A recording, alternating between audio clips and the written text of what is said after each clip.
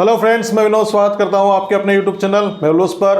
मध्य प्रदेश के वनों से संबंधित जो हमारी श्रृंखला चल रही है उसमें हम वन पढ़ चुके हैं। मध्य प्रदेश में वनों के प्रकार पढ़ चुके हैं और उसी के आगे आपके सिलेबस में दिया हुआ है मध्य प्रदेश के वनोत्पाद। तो आज हम शुरू करेंगे मध्य प्रदेश में जो वन के उत्पाद हैं उसके बारे में, उससे संबंधित वनों से संबंधित या उनके संरक्षण के लिए बनाई गई योजनाएं और उन क्षेत्र में दिए जाने वाले पुरस्कार। तो आज हमारा टॉपिक रहेगा मध्य प्रदेश के वनोत्पाद योजनाएं एवं उसके प्रमुख पुरस्कार। तो शुरुआत कर देंगे हम मध्य प्रदेश के वनोत्पाद। वनोत्पाद मतलब सीधा सा है कि वो कौन कौन से उत्पाद हैं या कौन कौन सी चीजें हैं जो हमें वृक्षों से, आपके वनों से प्राप्त होती हैं।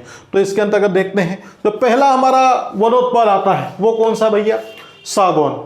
सागौन वृक्ष, इसके पहले हम प्रकार जो हमने पढ़े थे, ठीक है, प्रजाति के आधार पर जो प्रकार पढ़े थे 3 सागौन, आपका साल और मिश्रित वन के अंतर्गत, उसके अंतर्गत भी हमने पढ़ा था। लेकिन यहाँ पर उत्पाद के रूप में भी हम इसे पढ़ रहे हैं। तो सागौन, इसके बारे में पढ़ा था कि मध्य प्रदेश में सर्वाधिक मात्रा में पाए जाने वाला वृक्ष कौन सा है, तो वो सागौन का वृक्ष है। अब उसके साथ में अगर हम देखें तो पहले यहाँ पे एक पॉइंट यहाँ पे दिया हुआ है कि सागौन वृक्ष का वैज्ञानिक नाम बताइए। तो टेक्टोना ग्रैंडिस, क्या नाम है? Tectona grandis. अगर क्वेश्चन आ भी जाता है टेक्टोना ग्रैंडिस किसका वैज्ञानिक नाम है, तो यह सागौन के वृक्ष का नाम है, टेक्टोना ग्रैंडिस। अब मध्य प्रदेश में सर्वाधिक मात्रा में पाए जाने वाला वृक्ष कौन सा? सागौन का वृक्ष। सागौन का वृक्ष मध्य प्रदेश में कितने प्रतिशत भूभाग पर? तो 17.88, ठीक है, 17.88% जो एरिया है आपका मध्य प्रदेश में, उसमें क्या पाया जाएगा? सागौन के वृक्ष।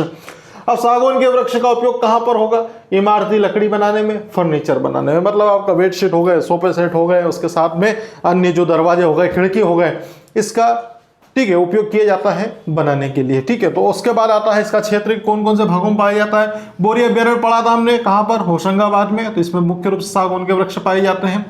उसके बाद हरदा है, बैतूल है, जबलपुर और सागर। तो हरदा और बैतूल तक हमने देखा था। तो ये हो गए हमारे कौन से वृक्ष? सागौन के वृक्ष मध्य प्रदेश में यानी कि सबसे ज्यादा मात्रा में पाए जाते हैं। और उसके साथ में इनका परसेंटेज है वो कितना? 17.88%। वैज्ञानिक नाम टेक्टोना ग्रैंडिस है। इमारती लकड़ी और फर्नीचर बोरिया अभ्यारण्य में, होशंगाबाद में ये पाए जाते हैं, ठीक है, मुख्य क्षेत्र है इसका। साल के वृक्ष की बात अगर हम करते हैं, दूसरा उत्पाद, तो मध्य प्रदेश में साल के वृक्ष उन क्षेत्रों में पाए जाएंगे जहां पर औसतन वार्षिक वर्षा है वो कितना सेंटीमीटर होनी चाहिए?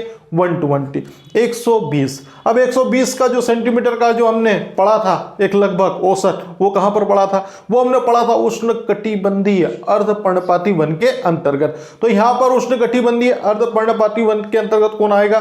तो वो आ जाएगा आपका साल का वृक्ष। और साल का जो वृक्ष है वो मुख्य रूप से 120 सेंटीमीटर प्रति वर्षा, मतलब पर ईयर जो भी वर्षा होगी आपकी 120 सेंटीमीटर की, वहां पर पाया जाएगा। मध्य प्रदेश में इसका परसेंटेज पहले भी हम देख चुके हैं, 16.4, 16.4% एरिया पर ये पाया जाता है या भाग पर पाया जाता है, अब इतना परसेंटेज है। वैज्ञानिक नाम की बात करते हैं। यहां पर वैज्ञानिक नाम है सोरिया रोबास्टा। सोरिया रोबास्टा किसका वैज्ञानिक नाम है? तो सोरिया रोबास्टा साल के वृक्ष का वैज्ञानिक नाम है, जबकि इसके पहले हमने पढ़ा था टेक्टोना ग्रैंडिस। तो टेक्टोना ग्रैंडिस सागौन के वृक्ष का और सोरिया रोबास्टा जो है साल के वृक्ष का वैज्ञानिक नाम है।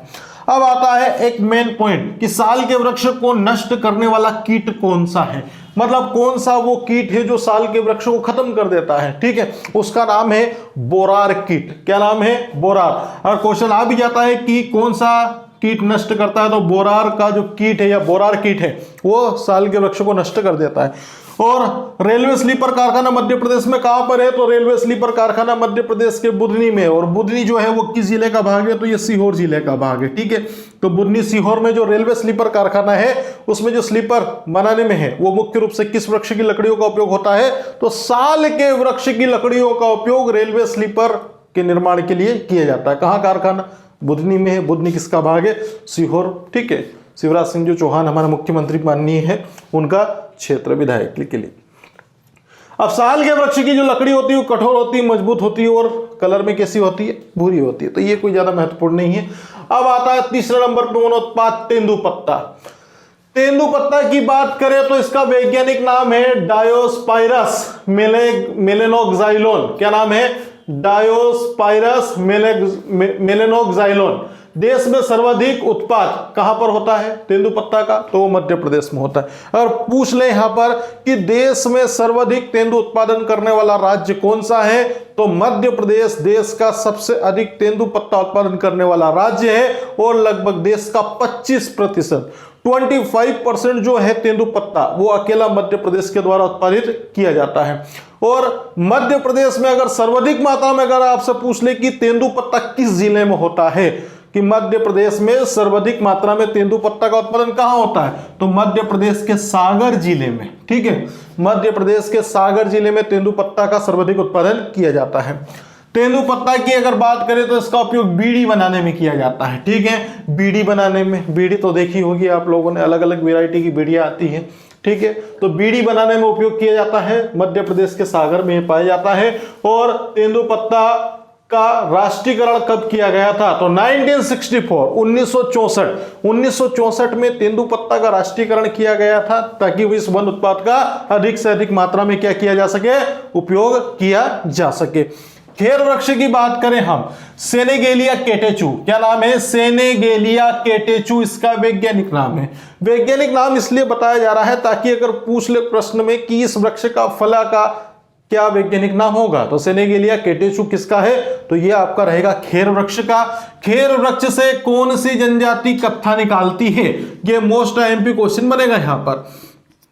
तो खेर एक वृक्ष है और इस खेर वृक्ष से खेरवार जनजाति, कौन सी जनजाति, खेरवार जनजाति, जो मुख्य रूप से पूर्वी मध्य प्रदेश के क्षेत्र में निवास करती है, तो वो खेरवार जनजाति के द्वारा खेर वृक्ष से क्या निकाला जाता है, कत्था। और ये कत्था का उपयोग किस में किया जाता है, ये कत्थे का उपयोग आपके पान में भी किया जाता है, खई के पान बनारस वाला। ठीक है, और मुख्य रूप से खेर वृक्ष के जो कारखाने हैं वो कहां पर है, तो ये इसका कारखाना वो बानमोर में मिलेगा। कहां मिलेगा, बानमोर में। और बानमोर कहां पर है, तो बानमोर एक आपका औद्योगिक क्षेत्र है और ये औद्योगिक इकाई पड़ती है किस जिले में, तो ये मुरैना जिले में। ठीक है, चीजों का समझना है कि खेर वृक्ष से क्या निकालते हैं, कत्था, और खेर वृक्ष से संबंधित कारखाने कहां पर है, तो बानमोर में है। बानमोर कहां पर, औद्योगिक क्षेत्र है मुरैना में। उसके साथ में क्या है आपका शिवपुरी। तो इन क्षेत्रों में क्या है, खेर के वृक्ष के कारखाने निकाले गए, मतलब कारखाने यहां पर लगाए गए हैं। बबूल की बात करते हैं। ठीक है, कांटेदार वृक्ष पढ़े थे हम लोगों ने, जो कहां पर पढ़ रहे थे, जो मुख्य रूप से आपका चंबल और ग्वालियर संभाग के अंतर्गत पढ़ रहे थे। ये आपके किस में आ रहे थे, ये जो वृक्ष है आपका बबूल का वृक्ष, वो उष्ण कटिबंधीय शुष्क या फिर कटीले वृक्ष के अंतर्गत आ रहे थे। ठीक है, तो अकासिया निलोथिका। ठीक है, अकासिया निलोथिका इसका क्या है, वैज्ञानिक नाम है। अलग अलग वेराइटी, अलग अलग प्रजाति के आधार पर कुछ वैज्ञानिक नाम जिसके या फिर इसके जो वेराइटी के हिसाब से नाम थोड़े बहुत चेंजेस मिल सकते हैं आपको। ठीक है, तो थोड़ा सा मेन पॉइंट तो ये ध्यान रखना है, इसका मूल जो वैज्ञानिक नाम है वो क्या है, अकासिया निलोथिका। ठीक है, और बबूल के वृक्ष से क्या प्राप्त करते हैं, गोंद प्राप्त करते हैं। क्या प्राप्त करते हैं, गोंद। ठीक है, तो गोंद प्राप्त किया जाता है। उसके बाद आता है नेक्स्ट वृक्ष हमारा कौन सा वनोत्पाद, हर्रा वृक्ष। हर्रा वृक्ष की अगर बात करते हैं तो इसका जो नाम है, वैज्ञानिक नाम, उसका नाम है टर्मिनेलिया चेबुला। क्या नाम है, टर्मिनेलिया चेबुला। किसका वैज्ञानिक नाम है, तो टर्मिनेलिया चेबुला जो है वो मुख्य रूप से हर्रा वृक्ष का वैज्ञानिक नाम है। हर्रा वृक्ष का उपयोग है, इससे उत्पाद निकाले जाएंगे, उत्पाद बनाए जाएंगे। तो उस उत्पाद का उपयोग किस में करना है, तो हर्रा वृक्ष से जो भी प्रोडक्ट आप प्राप्त करेंगे उसका उपयोग होता है चर्म शोधन में। चर्म शोधन मतलब चमड़े की सफाई करने के लिए, चमड़े के ऊपर जो बाल होंगे उन बालों को हटाने के लिए, तो ये चर्म शोधन हो गया। उसके बाद स्याही बनाने में, मतलब आपकी इंक की बात कर रहे हैं, औषधि, औषधि मतलब आपकी जो भी मेडिसिन वगैरह जो हर्बल रूप से होगी उसमें उसका उपयोग किया जाएगा। तो ये हो गया हमारा। उसके साथ में एक पॉइंट ये है कि हर्रा वृक्ष के जो भी होंगे क्या, फल। अब वृक्ष है तो फल तो देगा, तो हर्रा वृक्ष के जो फल है उन फलों में जो होगा 30 से 40%, ये क्या होता है, टेनिंग। टेनिंग मतलब एक प्रकार का केमिकल होता है जो पौधों या फिर फलों के अंतर्गत पाया जाता है। तो टेनिंग कितना होगा, 30 से 40%। किस में होगा, हर्रा वृक्ष में। हर्रा वृक्ष से क्या करेंगे, औषधि निर्माण में उपयोग किया गया, चर्म शोधन में करेंगे, और उसके साथ में क्या भैया, स्याही निर्माण में। टर्मिनेलिया चेबुला इसका वैज्ञानिक नाम। अब आता है बांस। बांस की बात करें तो इसका नाम क्या है, बेम्बूसा वेलगेरिस। ठीक है, वल्गेरिस। बेम्बूसा वल्गेरिस। अगर क्वेश्चन आता है कि बांस का वैज्ञानिक नाम बताइए तो बेम्बूसा वल्गेरिस का वैज्ञानिक नाम है। और मध्य प्रदेश में सर्वाधिक जो बांस है वो कहां पाया जाता है? बालाघाट में। कहां? बालाघाट में। अगर क्वेश्चन आता है कि देश में, ठीक है, देश में नहीं प्रदेश की बात कर रहे हैं, तो प्रदेश में सर्वाधिक मात्रा में जो बांस है वो किस जिले में पाया जाता है? तो बालाघाट जिले में पाया जाता है। और स्पेशली ये है कि मध्य प्रदेश के अंतर्गत जो बांस के वृक्ष पाए जाते हैं वो कौन सी प्रजाति के पाए जाते हैं? तो वो पाए जाते हैं डेंड्रोकेलेमस स्टिकस। कौन से? डेंड्रोकेलेमस स्टिकस। ये क्या है? बांस की प्रजाति जो मुख्य रूप से कहां पर पाई जाएगी? मध्य प्रदेश में। मध्य प्रदेश में कहां पर? बालाघाट में। क्या? डेंड्रोकेलेमस स्टिकस। अब उसके बाद ये इंपॉर्टेंट क्वेश्चन एक नया निकल के आया यहां पर, पहला बांस पार्क कहां स्थापित किया गया? मतलब मध्य प्रदेश में बांस के उत्पादन करने के लिए, बांस प्रोडक्शन को बढ़ाने के लिए कौन से जिले में या कौन से क्षेत्र में आपका बांस पार्क स्थापित किया गया? तो मध्य प्रदेश का पहला बांस पार्क ये खोला गया लहारपुर इकोलॉजिकल पार्क में। ठीक है, इसका नाम ही क्या? Laharpur ecological park. और लहारपुर इकोलॉजिकल जो पार्क है वो कहां पर है? भोपाल में। तो लहारपुर इकोलॉजिकल पार्क का संबंध किससे है? तो ये बांस उत्पादन को बढ़ावा देने से संबंधित है। और कहां पर है ये? भोपाल में। ठीक है, उसके बाद अगर बात करते हैं कि पहला बांस बिक्री सरकारी शोरूम कहां स्थापित किया गया? ठीक है, बांस बेचने के लिए सरकारी शोरूम कहां स्थापित किया गया है? तो देश का पहला बांस विक्रय करने के या क्रय करने के लिए, विक्रय करने के लिए जो भी है आपका बिक्री के लिए, ठीक है, पहला बांस बिक्री सरकारी शोरूम ये स्थापित किया गया इंदौर में। कहां पर? इंदौर में। और 2017-18 में इसकी क्या की गई है? स्थापना की गई है। अब आता है मेन पॉइंट एक और कि भैया इसका उपयोग किस में किया जाता है? तो कागज निर्माण में। जो भी आपके अखबारी जो पेपर हो गए हैं या फिर आपके अन्य कॉपी नोट्स वगैरह हो गए उसके बनाने के लिए किसका उपयोग किया जाता है? कागज का उपयोग किया। और एक पॉइंट ये ध्यान रखना है कि इसे वृक्ष की प्रजाति से हटा दिया गया और किस प्रजाति के अंतर्गत रखा गया है? इसे बांस को आपको रखना है अब किसमें? घास में। क्यों? क्योंकि ये वृक्ष के अंतर्गत अब नहीं है। ठीक है, इसको घास की प्रजाति के अंतर्गत इंक्लूड कर दिया गया है। अब आता है लाख वृक्ष। कौन सा वृक्ष है? लाख। तो टेकाडिया लेका, टेकाडिया लेका इसका क्या है? वैज्ञानिक नाम। अब लाख है तो लेका तो मालूम ही है आपको। ठीक है, लेका लिखा हुआ तो लक समझ लेना है। टेकाडिया लेका इसका है। बांस है तो बेम्बूसिया है। कुछ पॉइंट को यही समझ जाना है आप लोगों को। ठीक है, अब ये कुछ पॉइंट रहेंगे जिनका नाम याद रखने, जैसे हर्रा वृक्ष का टर्मिनिलिया चेबुला है, बबूल वृक्ष का आसिया निलोतिका है, खेर का कौन सा? सेनेगेलिया कैटेचुका है। ठीक है, तो ये कुछ वृक्ष जो रहेंगे आपके, इनके वैज्ञानिक नाम याद रहेंगे, बाकी तो लिंक के साथ में जुड़े ही रहे हैं आप लोग।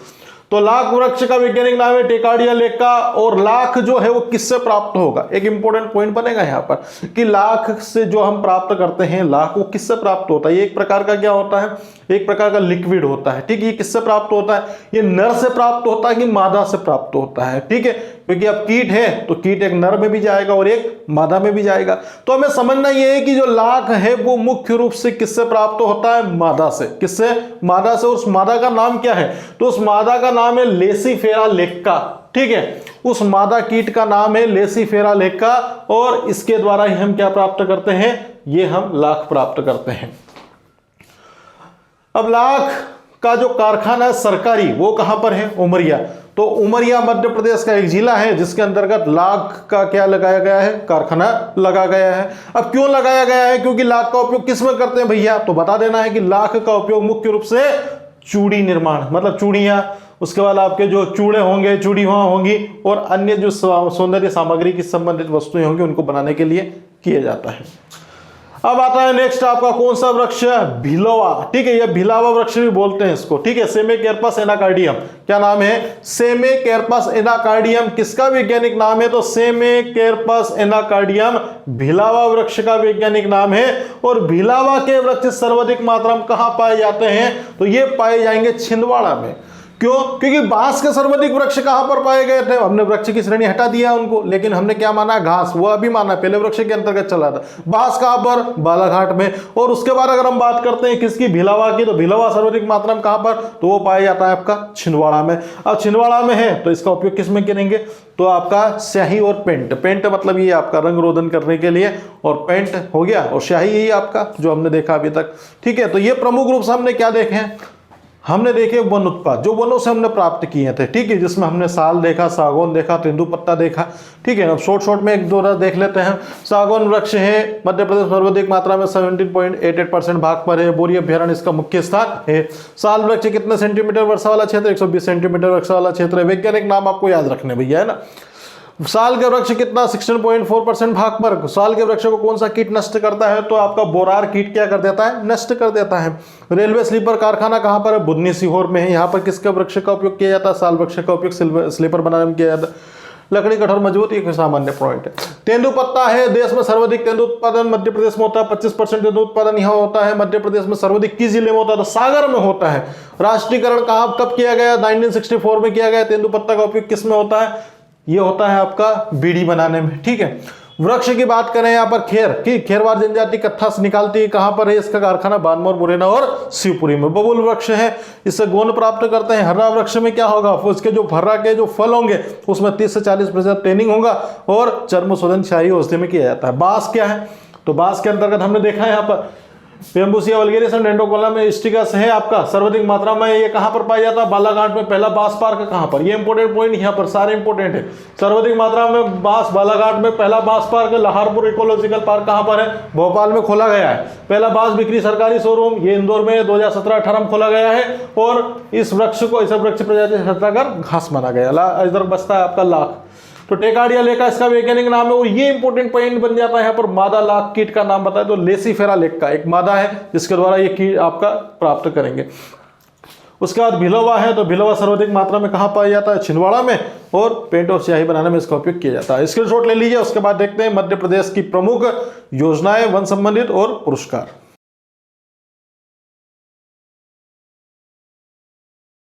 वन उत्पाद समाप्त हुए हमारे। अब हम देखते हैं मध्य प्रदेश शासन के द्वारा वन उत्थान के लिए कौन कौन सी योजनाएं या फिर वनवासियों के लिए कौन कौन सी योजनाएं और पुरस्कार यहाँ पर शुरू किए गए वन संरक्षण से संबंधित या अन्य प्रकार से। तो पहले हम बात करेंगे किसकी योजनाओं के बारे में और फिर उसके बाद आएंगे किसके ऊपर, पुरस्कार के ऊपर। ये बहुत इंपॉर्टेंट फैक्ट है यहाँ पर, ठीक है। यहाँ से पूछ लेता है कि भैया फला फला योजना का संबंध किस क्षेत्र से है, किसको इतना पुरस्कार दिया जाता है, किस पुरस्कार में कितनी राशि है, कब प्रारंभ किया गया था, उद्देश्य क्या है। तो उद्देश्य के साथ में हम चीजें यहाँ पर देख लेते हैं। एकलव्य शिक्षा विकास योजना, पहला ही हमारा जो योजना आती है उसमें नाम है एकलव्य शिक्षा विकास योजना। तो एकलव्य शिक्षा विकास योजना मध्य प्रदेश शासन के द्वारा कब शुरू की गई है, तो ये 2010 में प्रारंभ हुई है। तो ये 2010 में एकलव्य शिक्षा विकास योजना मध्य प्रदेश शासन द्वारा शुरू हुई। इसका उद्देश्य क्या है, उद्देश्य इसका है तेंदुपत्ता संग्राहकों के बच्चों को उत्तम शिक्षा। तेंदुपत्ता संग्राहकों के बच्चे हैं उनको क्या देना, उत्तम शिक्षा। अब तेंदुपत्ता है घने जंगलों में मिलता है, पहाड़ी क्षेत्र में मिलता है, तो वहां पे क्या होंगे, जो भी व्यक्ति विशेष है जो इस क्षेत्र में रोजगार कर लेके जाते हैं आगे की ओर, उनके जो बच्चे हैं उन बच्चों को क्या करना, शिक्षा के क्षेत्र में, ठीक है, प्रोत्साहन देना। तो शिक्षा उनको उत्तम रूप से प्रदान करने के लिए और जो भी शिक्षा प्राप्त कर रहे हैं उनमें होनहार विद्यार्थी जो भी रहेंगे उनको क्या करना, उत्कृष्ट संस्थानों में प्रवेश दिलाना। तो पहले तो क्या, शिक्षा तक उन लोगों की पहुंच को सुलभ करना और उसके साथ में ही क्या करना, जो भी होनहार बच्चे निकलते हैं उन बच्चों को क्या करना, देश के या फिर प्रदेश के उत्कृष्ट संस्थान हैं जो उन्हें उत्तम शिक्षा दे सके, उनको क्या करना, उनको देना यहाँ पर प्रोत्साहन, ठीक है। सेकेंड हम आते हैं किसके ऊपर, दीनदयाल वनांचल योजना। तो दीनदयाल वनांचल योजना कब शुरू हुई है, तो ये शुरू हुई है आपका 20 अक्टूबर 2016 से। 20 अक्टूबर 2016 से दीनदयाल वनांचल योजना प्रारंभ की गई। इसका मुख्य उद्देश्य क्या है, तो इसका मुख्य उद्देश्य है वनवासियों के शिक्षा स्वास्थ्य में क्या करना, वृद्धि करना और कुपोषण में कमी करना। तो जितने भी वनवासी आपके हैं जो वन क्षेत्र से संबंधित हैं उन लोगों में शिक्षा के स्तर को बढ़ाना, उनके स्वास्थ्य को बिल्कुल क्या करना, आपका एक तरीके से उत्तम श्रेणी में लाना और उसके साथ में ही जो भी कुपोषण है उस कुपोषण में क्या करना, कमी करना। फिर आता है चरण पादुका योजना। चरण पादुका योजना कब शुरू हुई है, तो 19 अप्रैल 2018। 19 अप्रैल 2018 को सिंगरौली जिले से चरण पादुका योजना शुरू की गई। अब चरण पादुका का मतलब सीधा सा, चरण मतलब पैर, पादुका मतलब ठीक है, चप्पल की बात कर रहे हैं यहाँ पर, तो पैरों में पहने जाने वाली चप्पल। तो भैया ये क्यों शुरू की गई है, पहले तो कहाँ से शुरू हुई है? तो चरण पादुका योजना का जो संबंध है वो तेंदुपत्ता संग्राहकों से है, और ये 19 अप्रैल 2018 को शुरू हुई है, और ये जिला सिंगरौली से प्रारंभ की गई है। अब इसका मुख्य उद्देश्य ये है कि जो भी तेंदुपत्ता संग्राहक है उनको क्या करना, जूते चप्पल वितरित करना। अब पहाड़ी क्षेत्र में जाएंगे, जंगल क्षेत्र में जाएंगे, कटे फटे टूटे रास्ते जाएंगे, तो वहां पर फिर क्या, पैरों को सुरक्षा प्रदान करने के लिए, ठीक है, उनको क्या किए गए, जूते चप्पल वितरित किए गए। तो ये यहाँ पर चीजें हो गई हमारी, कौन सी, चरण पादुका योजना। तो चरण पादुका योजना 19 अप्रैल 2018 को सिंगरौली से प्रारंभ की गई, जिसका मुख्य उद्देश्य तेंदुपत्ता संग्राहकों को क्या करना, चरण पादुका या जूते चप्पल वितरित करना है। इसके पूर्व 2 योजनाएं देखी, एकलव्य शिक्षा विकास योजना, ये प्रारंभ की हुई 2010 से। इसका मुख्य उद्देश्य क्या है, तो इसका मुख्य उद्देश्य तेंदुपत्ता संग्राहक रहेंगे, उनके बच्चों को उत्तम शिक्षा दिलाना और उत्कृष्ट संस्थानों में होनहार बालकों को क्या करना, प्रवेश देना। दूसरा जो योजना है हमारी वो कौन सा, दीनदयाल वनांचल योजना। दीनदयाल वनांचल योजना कब प्रारंभ हुई है, तो ये प्रारंभ हुई आपका 20 अक्टूबर 2016 को। 20 अक्टूबर 2016 को प्रारंभ करके इसका मुख्य उद्देश्य ये है कि जितने भी वनवासी हैं उनमें क्या करना, शिक्षा के स्तर को बढ़ाना, कुपोषण में कमी करना और स्वास्थ्य लाभ देना। चरण पादुका अभी देख ही चुके हैं यहाँ पर, ठीक है, 19 अप्रैल 2018 को प्रारंभ हुई सिंगरौली जिले से, ठीक है। उद्देश्य क्या है, जूते चप्पल वितरित करना जो भी तेंदुपत्ता लेने जाने के लिए जाते हैं। तेंदुपत्ता क्या, अब तेंदुपत्ता जो है ना, इसका उपयोग है ना बीड़ी बनाने के लिए किया जाता है। बीड़ी आपके क्षेत्र में जो भी चलती है, यहाँ पर तो 30 नंबर चलती है ना, तो जो क्षेत्र में जो आपका बीड़ी का ब्रांड चलता है, तो वहाँ पर जो तेंदुपत्ता होता है उससे क्या होता है, उसमें तंबाकू भर के बीड़ी वगैरह बनाई जाती है। और तेंदुपत्ता उत्पादन में तो मध्य प्रदेश का पूरे देश में कौन सा स्थान है, प्रथम स्थान है, ठीक है। अब आते हैं हम किसके ऊपर, पुरस्कार के ऊपर। मध्य प्रदेश शासन के द्वारा शहीद अमृता देवी बिश्नोई पुरस्कार की शुरुआत कब की गई, ठीक है, तो शहीद अमृता देवी बिश्नोई पुरस्कार की शुरुआत मध्य प्रदेश शासन के द्वारा 2008-9 में की गई। और शहीद अमृता देवी पुरस्कार, ठीक है, अमृता देवी जो है वो राजस्थान की थी, ठीक है। उन्होंने क्या किया, वनों को बचाने के लिए क्या किया, अपने प्राणों की आहुति दे दी अपनी बालिकाओं के साथ में। तो उनके सम्मान में राजस्थान सरकार के भी द्वारा क्या किया जाता है, ये पुरस्कार प्रारंभ किया गया था। और उसी के चिन्ह पर चलते हुए मध्य प्रदेश शासन के द्वारा भी क्या किया गया, शहीद अमृता देवी बिश्नोई पुरस्कार प्रारंभ किया गया 2008 और 9 में। जिसका मुख्य उद्देश्य क्या है, इसका मुख्य उद्देश्य है वनों का संवर्धन करना और वनों की रक्षा करना। तो वन संवर्धन एवं वन रक्षा हेतु शहीद अमृता पुरस्कार, अमृता देवी पुरस्कार प्रदान किया जाता है। कितने वर्गों में दिया जाता है, तो 5 क्षेत्र या 5 वर्गों में दिया जाता है। ये कोई ज्यादा इंपोर्टेंट नहीं है। संस्था को, कोई संस्था अगर उत्तम कार्य करती हो तो ये 1 लाख रुपए की राशि, व्यक्ति विशेष को कितने, 50,000 रुपए की राशि, ठीक है। ये कौन सा पुरस्कार, शहीद अमृता देवी पुरस्कार। अगर संस्था कोई विशेष कार्य करती है 1 लाख रुपए ले जाओ, और उसके बाद व्यक्ति विशेष कार्य करता है तो 50,000 रुपए, ठीक है। 5 वर्ग में दिया जाता है। वन संवर्धन को बढ़ाने के लिए और वनों की रक्षा करने के लिए शासन द्वारा मध्य प्रदेश है उसने शुरू किया इसको 2008 और 9 में। दूसरे पुरस्कार की बात करते हैं तो ये आता है आपका कौन सा, बसामन मामा स्मृति, ठीक है, बसामन मामा स्मृति प्राणी संरक्षण पुरस्कार, ठीक है। अब थोड़ा फैक्ट को समझना है यहाँ पर, बसामन मामा स्मृति प्राणी संरक्षण पुरस्कार ये मध्य प्रदेश शासन के द्वारा कब शुरू किया गया, तो ये भैया ठीक 2010 में, ठीक है। ये 2008 में था शहीद अमृता देवी पुरस्कार, और बसामन मामा कब 2010 में प्रारंभ किया गया।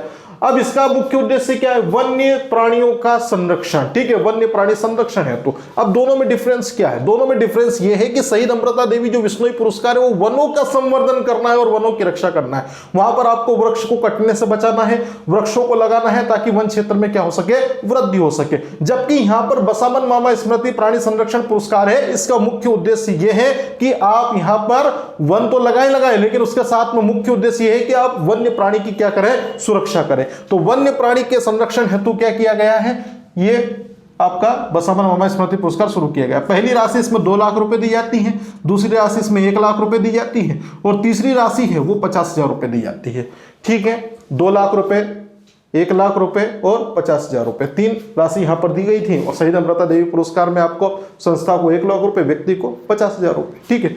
तीसरे पुरस्कार की ओर बढ़ते हैं, वन्य प्राणी पुरस्कार। अब वन्य प्राणी पुरस्कार कब प्रारंभ किया आपका, तो 2008 में, ठीक है। ये तीनों पुरस्कार बिल्कुल सेम है आपका, ठीक है। यहां पर शहीद अमृता देवी पुरस्कार 2008-9, वन्य प्राणी पुरस्कार 2008, बसामन मामा स्मृति संरक्षण पुरस्कार 2010। तो कंफ्यूज होने की जरूरत नहीं है यहाँ पे ना। वन्य प्राणी पुरस्कार 2008 में प्रारंभ किया गया और अब ये किसको दिया जा रहा है? ये वन अधिकारियों एवं वन कर्मचारियों को प्रोत्साहन देने के लिए। भैया यहाँ पे संस्था को भी दे दिया, विशेष को भी दे दिया, ठीक है, व्यक्ति विशेष को भी दे दिया। लेकिन वनों की रक्षा करने के लिए जो फॉरेस्ट रेंजर होते हैं, उसके जितने भी कर्मचारी और अधिकारी होते हैं जो वन रक्षा करते हैं और वन क्षेत्र को बढ़ाते हैं, उनको भी तो प्रोत्साहित करना पड़ेगा ताकि वो अपना क्या करें, ईमानदारी से अपने कर्तव्य का निर्वहन कर सके। तो उन कर्मचारियों और अधिकारियों को प्रोत्साहित करने के लिए मध्य प्रदेश शासन के द्वारा वन्य प्राणी संरक्षण पुरस्कार प्रारंभ किया गया 2008 में। और इसका जो राशि है वो कितनी दी गई है? तो इसकी राशि दी गई है 50,000 रुपये।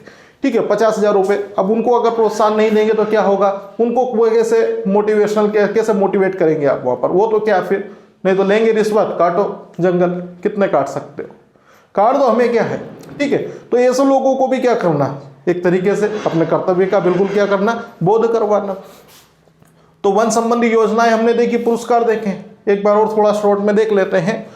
एकलव्य शिक्षा विकास योजना कब शुरू हुई? 2010 में हुई। क्या उद्देश्य है? तेंदुपत्ता जो भी संग्राहक रहेंगे उनके बच्चों को उत्तम शिक्षा देना और होनहार विद्यार्थियों को उत्कृष्ट संस्थानों में प्रवेश दिलाना, ये इसका मुख्य उद्देश्य।